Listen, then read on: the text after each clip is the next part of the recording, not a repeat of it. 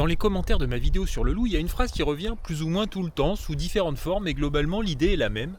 Le loup aurait été réintroduit. Alors j'ai voulu regarder ça de près, et comme d'habitude, rien n'est binaire. Le loup qu'on voit en France, c'est Canis lupus italicus, un loup du nord de l'Italie, des Apennins ligures exactement. Il est remonté progressivement depuis les années 80 et il a fini par franchir les Alpes. Des analyses génétiques en 1996 confirment bien l'origine italienne des loups. Voilà, on sait tous que le loup peut parcourir des centaines de kilomètres en dispersion, ça suffit en soi à expliquer le phénomène. Mais quand on creuse, la version officielle se fissure un peu. Un rapport parlementaire de 2003 reconnaît qu'il y a sans doute eu des évasions de parcs et aussi des tentatives de relâcher clandestins. Des documents administratifs de l'époque le montrent, je vous mets bien sûr tout ça en description. Le cas notamment du loup de Fontan, tué en 1987, nourrit le soupçon. En effet, le rapport d'autopsie produit par le Muséum d'histoire naturelle concluait à un animal sans doute évadé d'un élevage. Une conclusion que les défenseurs du loup ont bien évidemment réfutée immédiatement.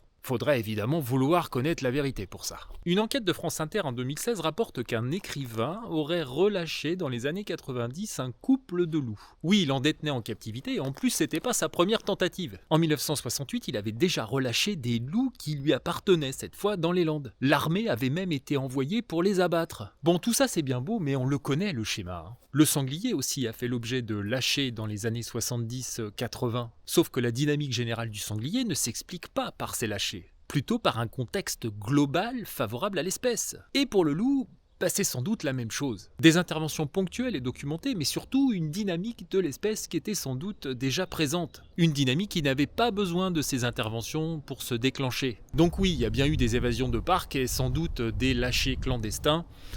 Et je pense même qu'on n'en connaît pas le 10e. En juillet 2025, lors d'un discours, Macron lui-même dit que l'espèce a été introduite. C'est vrai que ça aide pas. Mais en l'état actuel de mes recherches, pas de complot d'État. Juste une histoire un peu moins lisse que prévu. Et une leçon qui vaut autant pour le loup que pour le sanglier. Les interventions humaines sont réelles, mais elles font rarement le gros du travail. Si vous voulez en savoir plus sur le loup, je vous renvoie à ma vidéo associée.